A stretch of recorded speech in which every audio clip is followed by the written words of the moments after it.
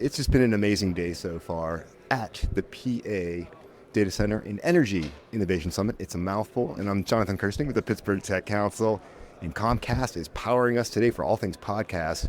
Justine Kasznica here from Babst Calland. And Justine, first off, when it comes to this event, we couldn't do it without you. Doing some amazing work within this whole data center area, without a doubt. And have you lead our kickoff panel was pretty cool.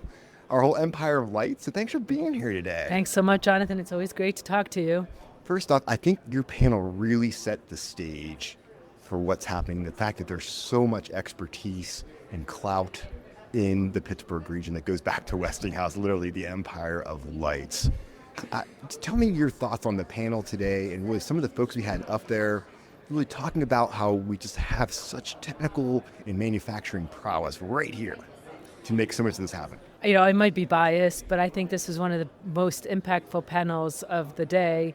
And that is because we've been hearing so much about the data center hype. Here at Babst Calland, I'm involved in over 4 gigawatts of power projects around the region. And, you know, we're hearing about that. We're hearing about AI and the AI race that we're in. But what's often left untold is really the manufacturing base that makes Pennsylvania uniquely qualified to become a leader in the long, sustainable future of this opportunity. Yes. And today on the Empire of Lights panel, and this is aptly named the Empire of Lights panel because it harkens back to the days when Nikola Tesla and George Westinghouse started working on the AC technologies in Turtle Creek, Pennsylvania. The best part is Turtle Creek, Pennsylvania.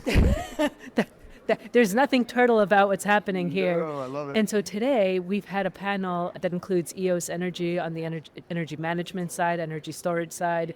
We had Eaton and Hitachi and Mitsubishi all coming together, and Emerson talking about how this opportunity is really unlocking tremendous innovation for the region, workforce development opportunities for the region, and really sustainable reshoring of manufacturing that's coming here. Yeah. Every one of those panelists talked about significant investments that they've made in the region. That was just amazing. I mean, we're really talking like $1 billion and start adding this up. It's like, my goodness. Thousands of jobs if you take all 5 of them together. Right. And to me, that represents the untold story of the data center hype wave that really is the long-term sustainable win for this region and for Pennsylvania.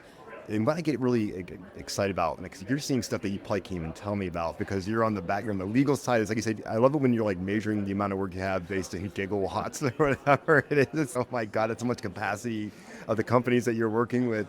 I just feel like the opportunity is now for us, and we have so many of these things right in place. What would you say is our biggest thing we need to do in order to really capitalize on this opportunity for our region? And this was a question I asked of the panelists on the grid, but to me, the number one challenge is how do we solve for grid reliability? I think that's a legitimate question that's being asked, and some of the answers that we heard on the panel about what technologies they're employing to innovate their way to solve these problems, whether at the switchgear level or something else, or leveraging AI to help with this is really amazing. So that's one of the issues we want, and speed. And for speed, we really need a continuation of bipartisan convergence at the policy level to make sure that any regulatory barriers that are out there are addressed with the eye for speed for Pennsylvania. Because quite honestly, if you talk to the hyperscalers,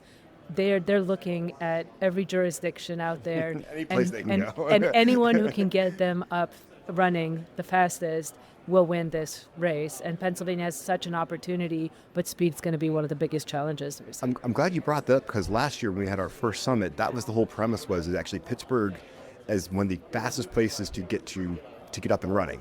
As far as because of our access to power and so forth. So I just feel like all these elements are together, and having an event like this to me, I feel like it just helps us kind of get all on the same page. Speed to power, that's exactly the way to think about it. And we're seeing the beginnings of that here. But again, with the Empire of Lights, I think that really is the story that needs to be told because they are actually innovating the speed to power challenge that I just talked about. And that's why I was so fired up to start off with that and to have you moderate. I thought it was just perfect. So Justine, you're the best. Thanks for hanging out with me. Thanks, Jonathan. It's always a pleasure. Fun.